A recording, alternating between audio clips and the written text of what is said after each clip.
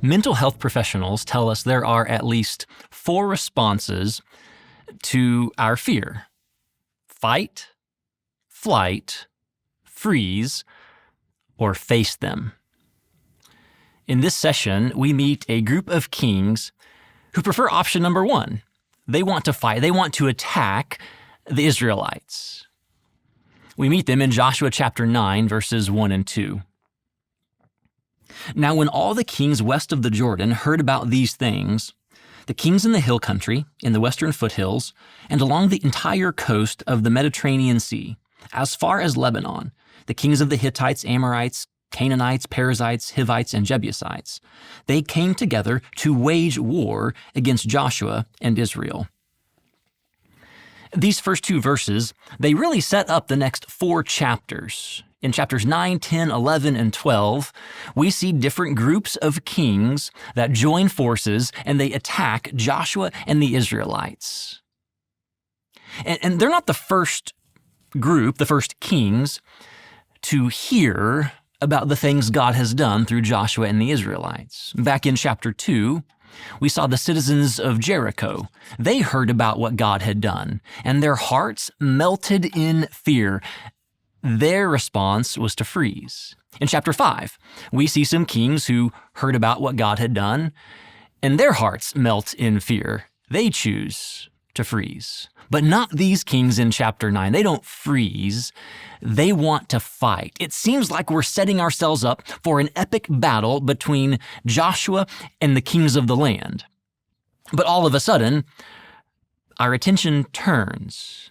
No longer is the attention on these kings in the land. The attention, starting in verse 3, is on a new group of people, the Gibeonites.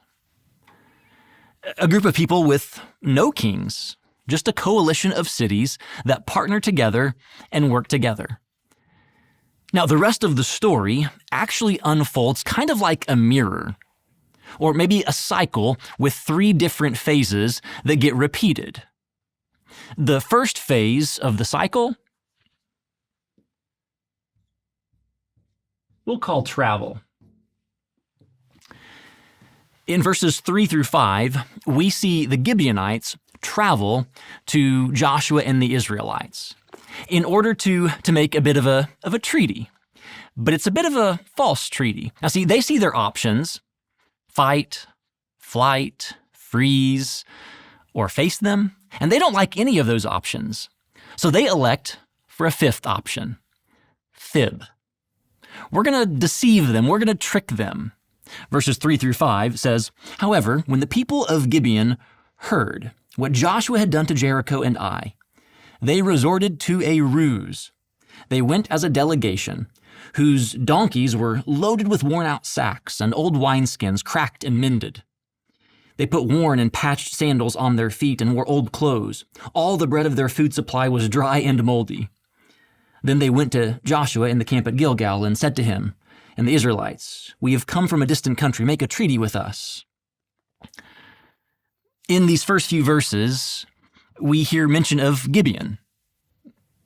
Archaeologists tell us that Gibeon is probably just a few miles from the town of Ai, the city that Joshua last defeated in chapter 8. It's just a few miles away, but they pretend as if they're from a long distance away. The text calls it a ruse. And the ruse involves gathering up some dry, old moldy bread, some worn-out wineskins and clothes and sandals that look like they've been worn from traveling a long distance. It's a trick. They intend to deceive the Israelites. Once their travels are completed, we move into the second phase of the cycle. And if the first phase is travel, then the second phase is talk. There's dialogue that takes place between Joshua and the Israelites with the Gibeonites. This section goes from verse 6 all the way through verse 13. And it begins in verses 6 through 8 with kind of a rapid-fire dialogue between Joshua and the Israelites and the Gibeonites. Let's read again verse 6. Then they went to Joshua in the camp at Gilgal and said to him and the Israelites, "We have come from a distant country. Make a treaty with us." The Israelites said to the Hivites, another name for the Gibeonites, "But perhaps you live near us. So how can we make a treaty with you?" "We are your servants," they said to Joshua. But Joshua asked, "Who are you and where do you come from?" In this back and forth dialogue, there are probably three elements that we want to highlight and draw attention to as we're reading these verses. The first element is the element of distance. They claim to have come from a long distance, a long way away. The second element that we see in this particular text, in these verses, is the element of a treaty. They say, "We want you to make a treaty with us." And third element that we see is the element of being a servant. "We are willing to be your servants. We've come from a great distance, a long way away, and we'd like you to make a treaty with us. And really all we're asking for is to be made servants." That's the plot. That's the plan. That's the ruse. And at this point in the story slows down quite a bit. The next section is a long extended speech by the Gibeonites. You might want to know this. Anytime a Hebrew narrative wants to kind of slow things down, they do that with a long speech, and it draws attention to that part of the story. So in this long speech, we see the Gibeonites' response to Joshua and the Israelites, who say, "Hey, who are you and where do you come from?" Starting in verse 9, they answered, "Your servants have come from a very distant country, because of the fame of the Lord your God. For we have heard reports of him, all that he did in Egypt, and all that he did to the two kings of the Amorites east of the Jordan, Sihon, king of Heshbon, and Og, king of Bashan, who reigned in Ashtaroth. And our elders and all those living in our country said to us, 'Take provisions for your journey. Go and meet them and say to them, we are your servants. Make a treaty with us. This bread of ours was warm when we packed it at home on the day we left to come to you. But now see how dry and moldy it is. And these wineskins that we filled were new, but see how cracked they are? And our clothes and sandals are worn out by the very long journey.'" For the sake of explanation, there are four basic components to this speech that the Gibeonites give to Joshua and the people of Israel. The first component is the component of confession. They confess. They confess what they have heard about God. His fame is spreading. They've heard all kinds of reports about God. They heard about what God did in Egypt in the days of Moses. They heard what God did to the kings of the Amorites, Sihon and Og, also in the days of Moses. And their confession, it looks pretty similar to Rahab's confession back in chapter 2. Back in chapter 2, Rahab, a non-Israelite, gets incorporated into the people of God as God shows mercy. And here in chapter 9, the Gibeonites, also non-Israelites, are shown mercy even though they're deceptive, and they end up being brought near to God as a result of their confession. But maybe as important as noticing what reports they do include in their confession is noticing what reports they don't include in their confession. There's no mention of Joshua and the Israelites crossing the Jordan River. There's no mention of the defeat of Jericho, no mention of the defeat of Ai. Why is that? Well, they don't mention those events because that would give it away that they're not from a distant country. Had they mentioned those events, it would be evident that they were from closer by, but they had to leave a long time ago because they are from very far away. And so they couldn't mention those most recent events. It was well thought out. after this first component, we actually return to a couple components that we've already seen in this dialogue section. They return to the theme of servanthood and to the treaty. They say, we just want to be servants, so make a treaty with us. That's what our leaders sent us to tell you. We'll be your servants. Please make a treaty with us. You know, it's almost like the Gibeonites had read Deuteronomy chapter 20. In Deuteronomy 20, God gives some instructions to the Israelites about how to treat people in the land. They are to make no treaties with people in the land of Canaan, in the promised land. However, they could make treaties with those from a distant land, if they wanted to. And then in verses 12 and 13, we see them return to the theme of distance. They provide evidence that they have come from a distant land. They say, check out our moldy bread. Check out our sandals and our clothes. And here are our wineskins. They're dry and they're cracked. Here's all the evidence. We've come from a very long way away.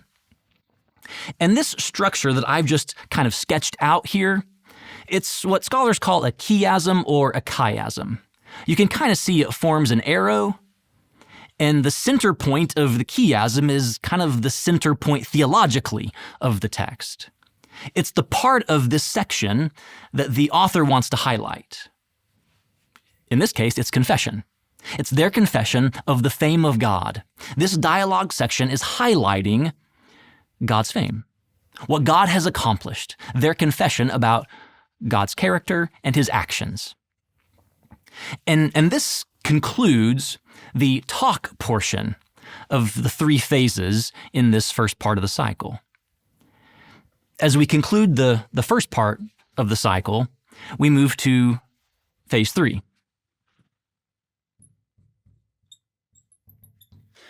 Phase 3 we call treaty. Joshua and the Israelites, they make a treaty with the people of Gibeon in verses 14 and 15. The Israelites sampled their provisions but did not inquire of the Lord. Then Joshua made a treaty of peace with them to let them live, and the leaders of the assembly ratified it by oath. Some scholars think that they sample their provisions as a form of covenant meal, that they're actually having a meal with the Gibeonites. Others think they're just kind of inspecting or verifying their claims. Yeah, the bread is moldy. Yeah, the wineskins are dry. But notice the phrase, they did not inquire of the Lord. The last time they failed to inquire of God was back in chapter 7 when they went to attack Ai for the first time. And that didn't go so well. They got routed in battle. They should have learned their lesson, but they didn't. Kind of like the human race sometimes, kind of like us. We make mistakes that we tend to repeat sometimes. And they're repeating their mistake here. Had they inquired of the Lord, they probably would have realized this was a trick. This was a ruse. This was a fib. This was a lie. They were being deceived. Because a delegation that wanted to make a good first impression probably would not have shown up with moldy bread, with wineskins that were dry and cracked, with old worn out clothes and sandals. They would have wanted to make a good first impression. But they didn't inquire of the Lord, and they made a treaty anyway. Now, the last half of the story basically repeats this 3-part cycle of travel, talk, and treaty. As it returns to the travel portion of the cycle, it gets flipped. Instead of the Gibeonites traveling to the Israelites travel to the Gibeonites, starting in verse 16. 3 days after they made the treaty with the Gibeonites, the Israelites heard that they were neighbors, living near them. So the Israelites set out and on the 3rd day came to their cities, Gibeon, Kephirah, Beeroth, and Kiriath Jearim. But the Israelites did not attack them, because the leaders of the assembly had sworn an oath to them by the Lord, the God of Israel. It didn't take them very long to realize that they had been duped. They'd been tricked. Within a few days, they realize it, and so they make a travel journey of their own. They know what they want to choose. They don't want a flight They don't want to freeze. They don't want to face. They want to fight. But they can't fight because they made an oath. They made a treaty. And in the ancient world, oaths carried weight. Your word was your bond. Your word mattered. And they realized it would be a violation of the Ten Commandments. And so they realized they can't really fight them. They can't go back on their word. They got to figure something else out. And so now that the travel section has been repeated, it's time to repeat the talk section. And the talk section in the second part of the cycle happens in two pieces. The first piece is a conversation between the Israelites and their leaders. They grumble against them, starting in the middle of verse 18. The whole assembly grumbled against the leaders, but all the leaders answered, "We have given them our oath by the Lord, the God of Israel, and we cannot touch them now. This is what we will do to them. We will let them live so that God's wrath will not fall on us for breaking the oath we swore to them." They continued, "Let them live, but let them be woodcutters and water carriers in the service of the whole assembly." So the leader's promise to them was kept. Their grumbling looks a lot like the wilderness generation grumbling against Moses and against God. Here they grumble against their leaders. And the leaders realize we can't fight them. We gave them our word. And it's here that they seem to recall God's words back in Deuteronomy 29. In Deuteronomy 29, verse 11, God gives some instructions about how foreigners who had come with them out of Egypt, how they're to be treated. They're to be treated as servants, as water carriers and wood cutters. And so the leaders of Israel, they decide, let's just make a compromise. We need some sort of punishment or consequence for the Gibeonites. Let's make them servants, water carriers and woodcutters. So they do. The second piece of this talk section that gets repeated is talk between Joshua and the Gibeonites, verses 22 through 25. Then Joshua summoned the Gibeonites and said, "Why did you deceive us by saying, 'We live a long way from you,' while actually you live near us? You are now under a curse. You will never be released from service as woodcutters and water carriers for the house of my God." They answered Joshua, "Your servants were clearly told how the Lord your God had commanded his servant Moses to give you the whole land and to wipe out all its inhabitants from before you. So we feared for our lives because of you, and that is why we did this. We are now in your hands. Do to us whatever seems good and right to you." Joshua asks them point blank, "Why did you do this?"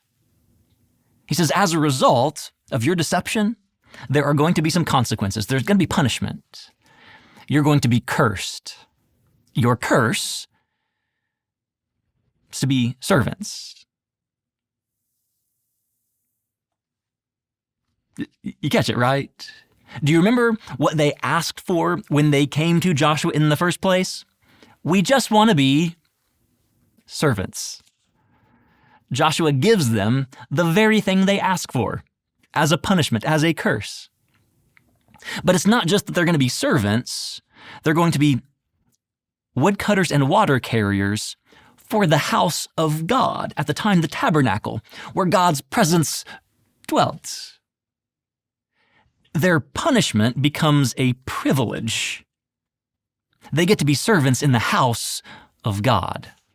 It's a great story of mercy. And then the cycle concludes again with the treaty being reinforced in verses 26 and 27. So Joshua saved them from the Israelites, and they did not kill them. That day he made the Gibeonites woodcutters and water carriers for the assembly, to provide for the needs of the altar of the Lord at the place the Lord would choose. And that is what they are to this day. The mention of the altar of the Lord reminds us of the previous chapter. At the end of chapter 8, after the defeat of Ai, Joshua takes the people between Mount Ebal and Mount Gerizim, and they renew the covenant. They're reflecting on how they were able to devote Jericho and Ai to the Lord through destruction. But with the Gibeonites, they've got to devote the Gibeonites to the Lord in a different way. They devote the Gibeonites to the Lord through servanthood. This story in chapter 9 is a beautiful story of God's mercy. How he warned the Gibeonites that maybe it would be a good idea to make a treaty. And how the Gibeonites get to draw near to God as servants for years, for decades, for centuries to come. They are servants in the house of the Lord. But this story is also a cautionary tale. A cautionary tale to those of us who follow God to take our words seriously. That our commitments matter. Our oaths, our promises are meant to be kept. That we, as God's people, we ought to keep our word. That when we say we're going to be at a meeting, we show up. That when we say we're going to be somewhere at a certain time, that we keep our word. Because to God, talk matters. Words carry weight.